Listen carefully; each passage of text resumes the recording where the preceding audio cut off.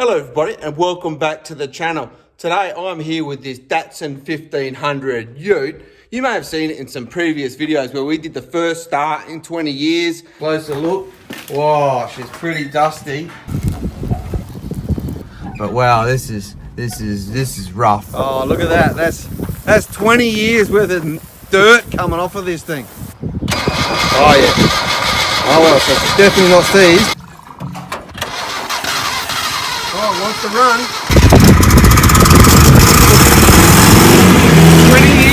20 years. And then we did the first drive in 20 years of this marvelous vehicle.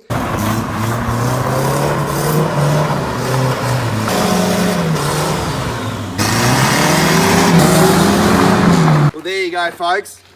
That's the first drive of the Datto Ute in 20 years. We did it. Anyway, when I was driving it last time, the clutch just wasn't quite right. It was as if it wasn't depressing fully. So what we're going to do today is we've got a brand new clutch slave cylinder to install. And we're going to show you how to install it. It's pretty universal on any vehicle. So this is going to be a bit of a generic how-to on how to install a clutch slave cylinder. As you can see, I've got some brake fluid to bleed it afterwards. We've got a 14mm socket to get the main mounting bolts off, 17mm spanner to get the line off, and a 10mm spanner for the bleeding procedure. So let's get into it. So as you can see, we've got the Ute, the front right wheel there propped up on a couple of blocks of wood just to give us access to get under the vehicle so we can replace this clutch slave cylinder. All right, so we've got under the vehicle, you can see this is the clutch slave cylinder here. So we'll get the 14mm socket onto those mounting bolts and get it out.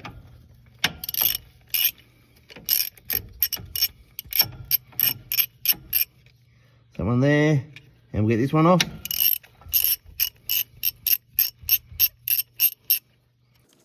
All right, and then we'll grab the 17mm spanner.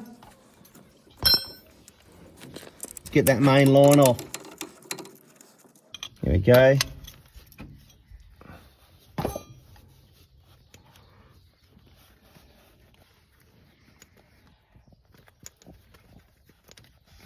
All right.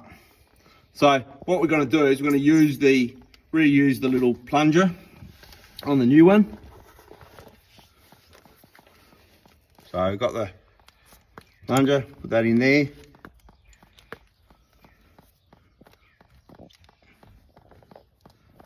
And we'll thread that on straight away.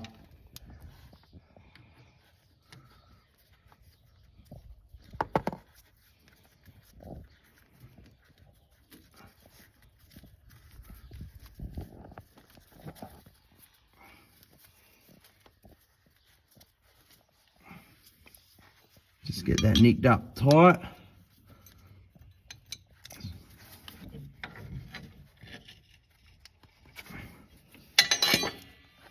And get that. Just pull that little rubber cap off the bleeder. And undo the bleeder on this one.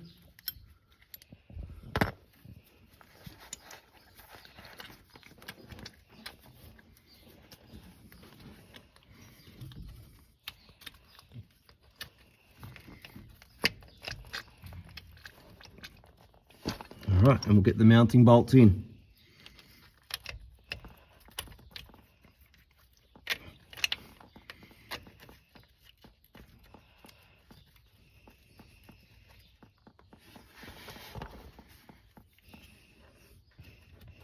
Just do that little bleeder up to stop it dripping.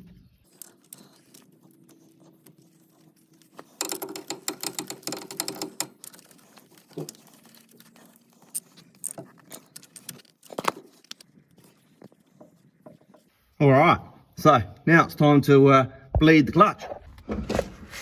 All right, so I've got my trusty assistant in the Ute and we're going to bleed the clutch now. So I'll just put the 10mm on it. And can you push the clutch down? And up. And down. And up.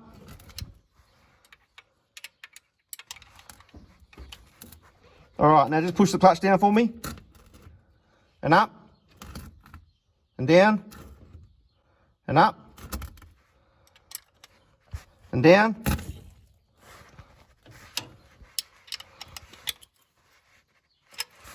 and up, and down, and up.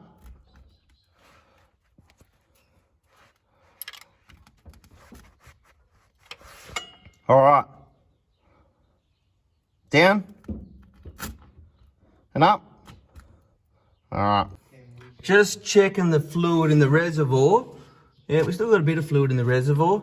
Just want to make sure we ain't going to suck a bit of air in the top as we're bleeding this clutch.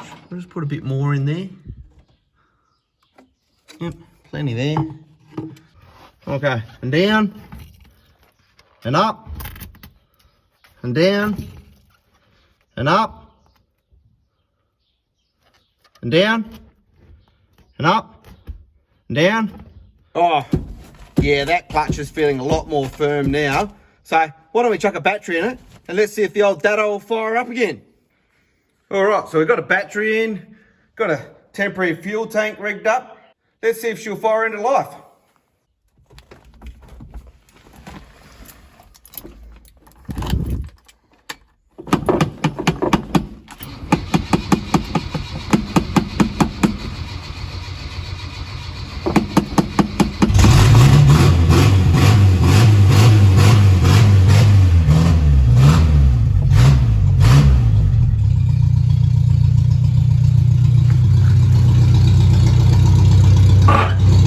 The beast lives again.